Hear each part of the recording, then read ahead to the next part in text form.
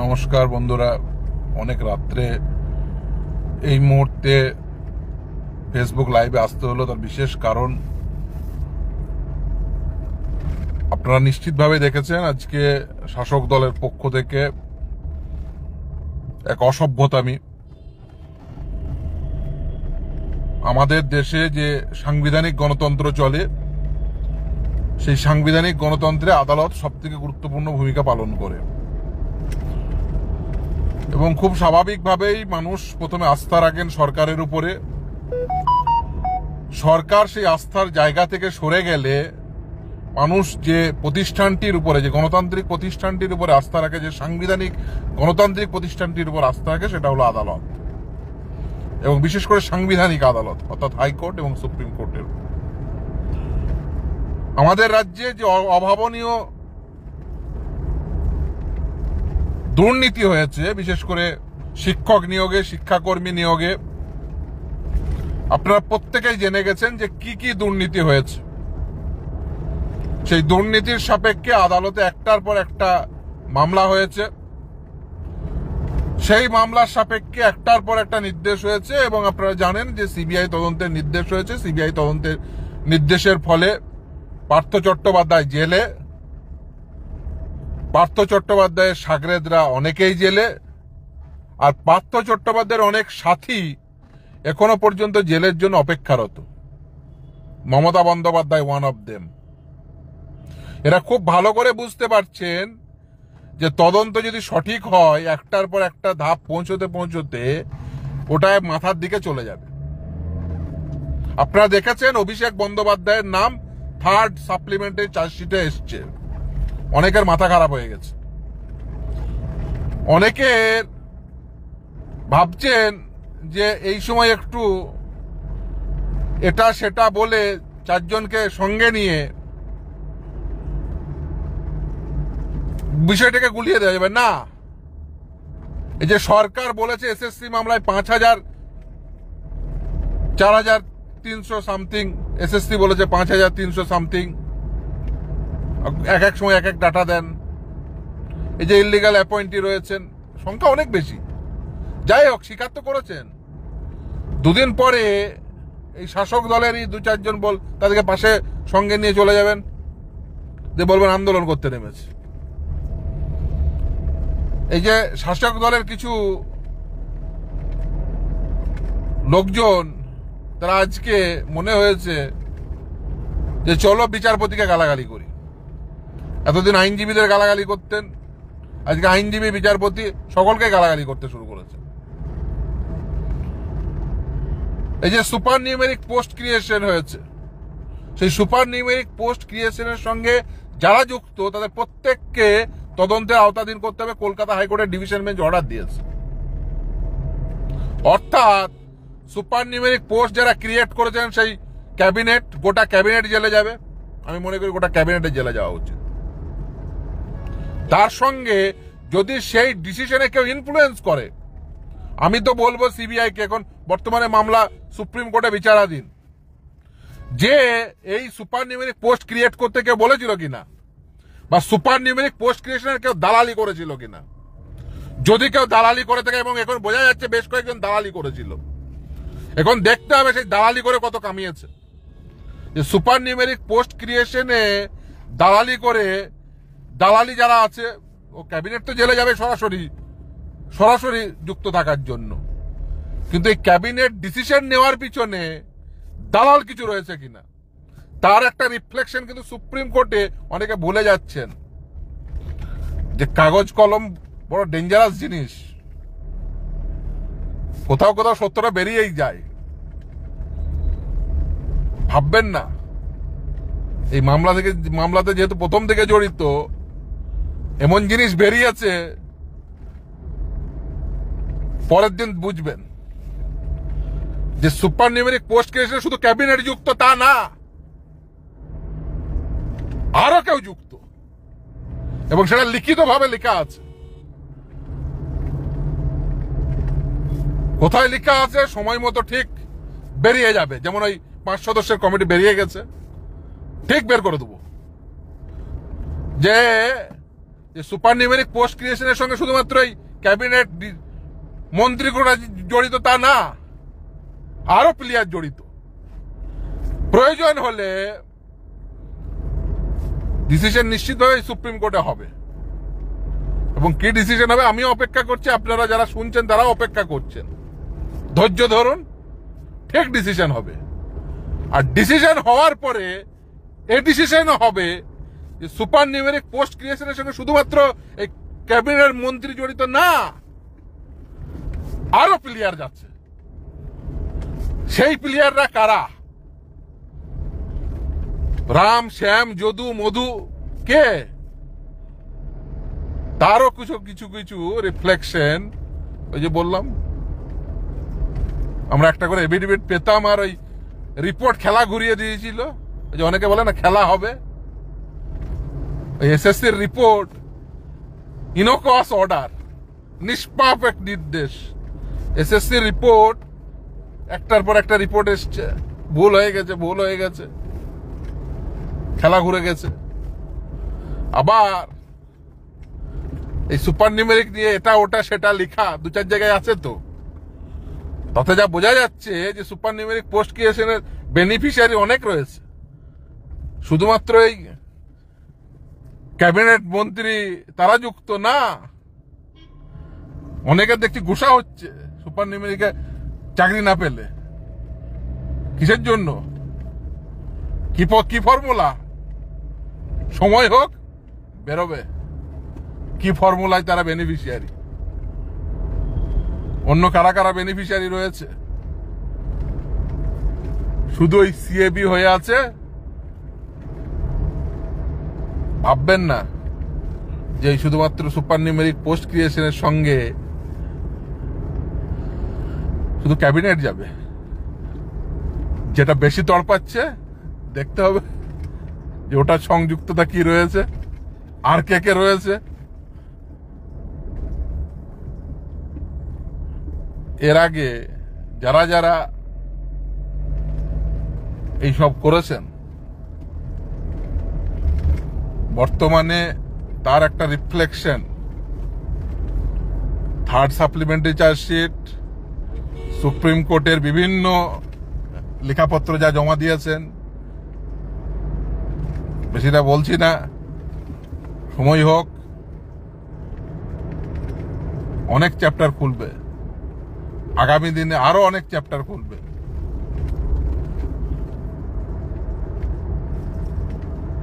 যে পাপ করেছেন, এরা শুধুমাত্র ভাববেন না এরা এদের পাপ, এরা, আমি যদিও পাপ পুণ্যে বিশ্বাস করি না খুব একটা, তো যা অপকর্ম করেছে, এই অপকর্মের ঝাঁপি ওই পার্থ জেলে চলে গিয়ে বন্ধ করে দিয়েছে না। এরা নতুন একটা পদ্ধতি রচনা করে। যেমন ধরুন এসএসসিতে দুর্নীতি করেছে, প্রাথমিকে পর্বত প্রমাণ দুর্নীতি করেছে। প্রাথমিকের এমন কোন নিয়োগ নেই যে দুর্নীতি হয়নি।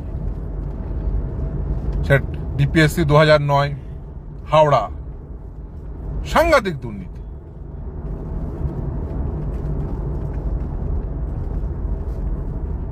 চব্বিশ পরগনা থেকে শুরু করে সবগুলো।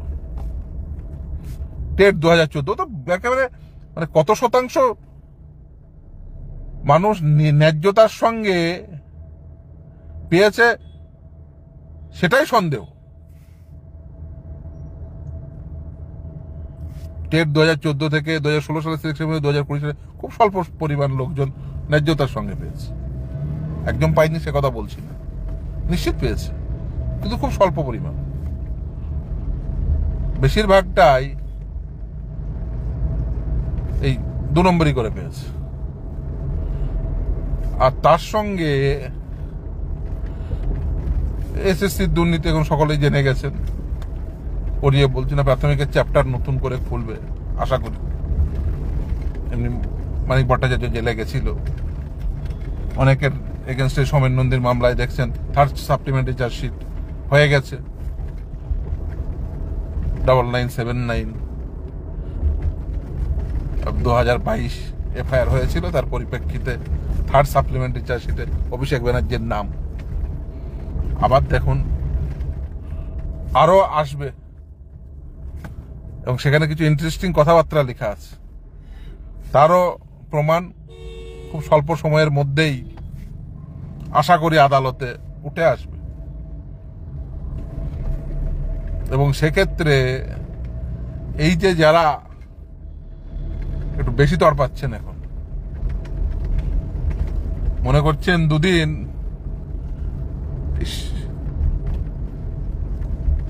মমতা ব্যানার্জি কাছে টেনে নিয়েছে, মানে বিরাট কিছু অ্যাচিভ করেছি, যা ইচ্ছা তাই বলবো আর পার পেয়ে যাব, সামনে যা হতে চলেছে তাতে একটা নতুন পরিকল্পনা ছকে রেখে দিই।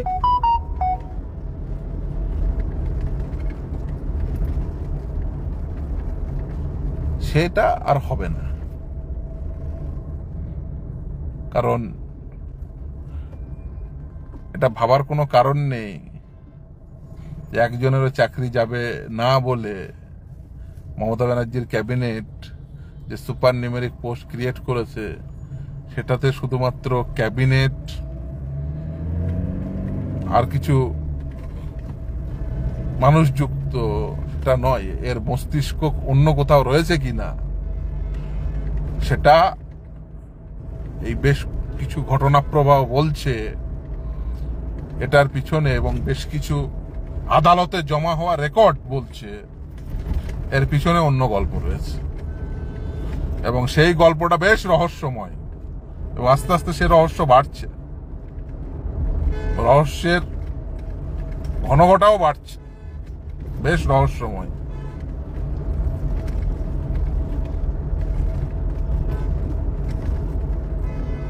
বর্তমানে বাইপাস দিয়ে যাচ্ছি, বাইপাসের পাশের কোন অফিস টফিস আছে কিনা সিবিআই কে খুঁজতে হবে, অন্য কি কি আছে সিবিআই কে খুঁজতে হবে, প্ল্যান প্রোগ্রাম কোথা থেকে হয়েছে সেসব খুঁজতে হবে, কারণ সিবিআই কে দায়িত্ব দেওয়া আছে। বর্তমানে সুপ্রিম কোর্টে মামলা বিচারাধীন, সিএবি হয়ে আছে, খুব দ্রুতই আশা করি উপযুক্ত নির্দেশ হবে। কিন্তু খুঁজতে হবে অফিস কোথায় কোথায় আছে, কোন অফিসে বসে প্ল্যান প্রোগ্রাম হয়েছে, কোন অফিসে সেই প্ল্যান প্রোগ্রামের এক্সিকিউশন কিভাবে হয়েছে, কিভাবে কোথায় ঢুকিয়ে কোথা থেকে কোথায় কি নেওয়া হবে, হয়েছে কিনা সবই সিবিআই কে খুঁজতে হবে।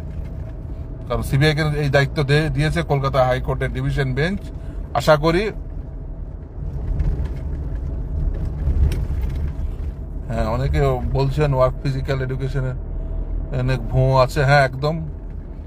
ওয়ার্ক ফিজিক্যালের ওএমআর শিট মমতা ব্যানার্জিকে চ্যালেঞ্জ করছি, প্রকাশ করে দাও। প্রচুর সাদা খাতা রয়েছে ওয়ার্ক ফিজিক্যালে, প্রচুর সাদা খাতা রয়েছে। যেমন ধরুন 9, 10, 11, 12 group C group D CBI হয়েছে আমি মনে করি, যদিও ওয়ার্ক এডুকেশনের মামলা পেন্ডিং, সোমারায়ের মামলা করেছে পেন্ডিং। ওয়ার্ক এডুকেশন সোমারায়ের মামলায় বেশ কিছু লোকজন অলরেডি জেলে গেছে, পিতা পুত্র জেলে, এক পুত্র সে ঢুকেছিল ওয়ার্কের ইয়েতে, এই ওয়ার্ক ফিজিক্যালের টিচার বলে, বাপও জেলে বেটাও জেলে, বাপ প্রধান শিক্ষক, বেটা সেই স্কুলের সহকারী শিক্ষক, অ্যাসিস্ট্যান্ট টিচার, বাপও জেলে বেটাও জেলে। আস্তে আস্তে মামলা যেহেতু সুপ্রিম কোর্টে এই মামলাটি আছে, আশা করি ভবিষ্যতে ওয়ার্ক ফিজিক্যালের নতুন চ্যাপ্টার খুলবে। প্রাথমিকের অনেকটা চ্যাপ্টার খুলতে বাকি আছে, কারণ সব থেকে বেশি দুর্নীতি হয়েছে প্রাথমিকে। আর সেই প্রাথমিকের চ্যাপ্টার খুললেই দেখেছেন অনেক ব্যানার্জি চলে আসবে। এখানে শুধুমাত্র একজন ব্যানার্জি না, অনেক ব্যানার্জি আসবে। গিয়ে দেখবেন ঘাটে আর নৌকা থাকছে না। আগামী অপেক্ষা করুন, থার্ড সাপ্লিমেন্টারি চার্জশিট এসছে শোভেন নন্দীর মামলায়, অপেক্ষা করুন। ফোর্থ আশা করি আসবে, আশা করতেই পারি, আশা করা উচিত। আমরা সবাই অপেক্ষা করব ফোর্থের জন্য। ফোর্থ, ফিফথ আসুক, সাপ্লিমেন্টারি চার্জশিট দেওয়ার সুযোগ রয়েছে, কারণ অ্যাকিউজডের স্টেটমেন্ট, তার সত্যতা যাচাই করা, অ্যাকিউজড হলে অ্যাকিউজড হিসেবে তার নাম নিয়ে আসা, তাকে তদন্তের আওতাধীন করা। আর আসল মাথা তো মমতা বন্দ্যোপাধ্যায়, এ নিয়ে কোনো সন্দেহ নেই। ওটাকে আগে বিচারে তদন্তের আওতাধীন করতে হবে এবং কাস্টাডিতে নিতে হবে। পলিসি ডিসিশন নেওয়ার জন্য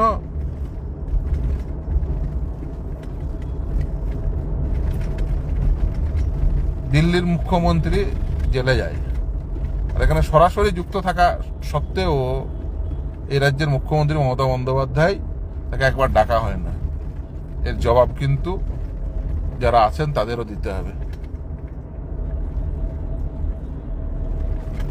2022-এর টেট পাস, নিয়োগটা কবে হবে সরকার বলতে পারবে। ভোট দেবেন মমতা ব্যানার্জিকে, জিজ্ঞাসা করবেন প্রিয়তোষামীকে। ভোট যখন দেবেন তখন জিজ্ঞাসা করবেন টেট প্রতি বছর টেট হবে কিনা, নিয়োগ হবে কিনা। আর যদি টেট দিয়ে যদি নিয়োগ না হয়, জানেন কোথায় যেতে হবে নিয়োগ নিতে। আমাদের দেশের সাংবিধানিক কাঠামোর মধ্যে সকলের সব ক্ষমতা নেই। এক্সিকিউটিভ পাওয়ার আপনারা দিয়েছেন সরকারকে ভোট দিয়ে নির্বাচিত করে। আদালতের জুডিশিয়ারি সেটাই পারে যেটুকু আমাদের সংবিধানভাবে প্রদত্ত ক্ষমতা তার উপর অর্পিত হয়েছে, সেটা নিশ্চিতভাবে বুঝতে পারছেন। এবং সেটা যদি না বুঝতে পারেন কিছু করার নেই। আমি একটাই কথা বলবো যে আপনারা যারা যখন সাংবিধানিক অধিকারগুলো প্রয়োগ করবেন তখন ন্যায্যতার সঙ্গে করবেন, না হলে কিন্তু ভবিষ্যতে কিন্তু আপনাকে সাফার করতে হবে।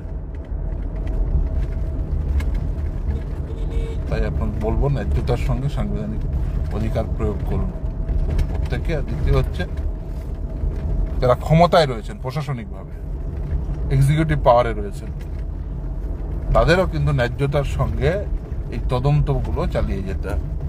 তো অনেকটাই উন্মোচিত হয়েছে, আশা করি ভবিষ্যতে আরো উন্মোচিত হবে। তো সুপার নিউমেরিক পোস্ট যা আজকের নতুন ডেভেলপমেন্ট যা ইঙ্গিত দিচ্ছে, যা বোঝা যাচ্ছে, তাতে পরিকল্পনা অন্য জায়গায় হয়েছে কিনা তার তদন্ত সিবিআইকে করতে হবে, সেই ইঙ্গিত বহন করছে। বেশ কিছু নথি সেই ইঙ্গিত বহন করছে। আগামী দিনে সেই নতুন চ্যাপ্টার নিশ্চিতভাবেই খুলবে, এই আশা রাখি। এবং যা আজকে দেখা যাচ্ছে সেই পুরোটার যেভাবে একজন বা কয়েকজন আদালতকে সরাসরি, বিশেষ করে বিচারপতিদের আক্রমণ করছে, তাদের বলতে চাই ভাববেন না আদালত অগ্রাহ্য করছে মানে এই নয় যে আদালতের সেই ক্ষমতা নেই। আপনি কিছু বললেন রাস্তায় দাঁড়িয়ে, তাতে কিছু আদালতের যায় আসেন, আদালতের সেই ম্যাজিস্ট্রি রয়েছে। কিন্তু আদালত অগ্রাহ্য করছে মানে মাথায় উঠে যাওয়ার কোনো কারণ নেই। মাথায় উঠে গেলে নিশ্চিতভাবে আদালত কি দু একবার জেলে গিয়ে বেশ কয়েক বছর জেল খেটে তো বুঝে গেছে। আর তা যদি না বুঝেন আবার অভিজ্ঞতা দিয়ে দেওয়া হবে, অসুবিধা নেই। নতুন অভিজ্ঞতা পাবেন, নতুন অভিজ্ঞতা নেওয়ার জন্য প্রস্তুত থাকবেন, নতুন অভিজ্ঞতা দিয়ে দেওয়া হবে। অবশ্য চোরের আর কিসের লাজ লজ্জা, দোকান কাটা চোর।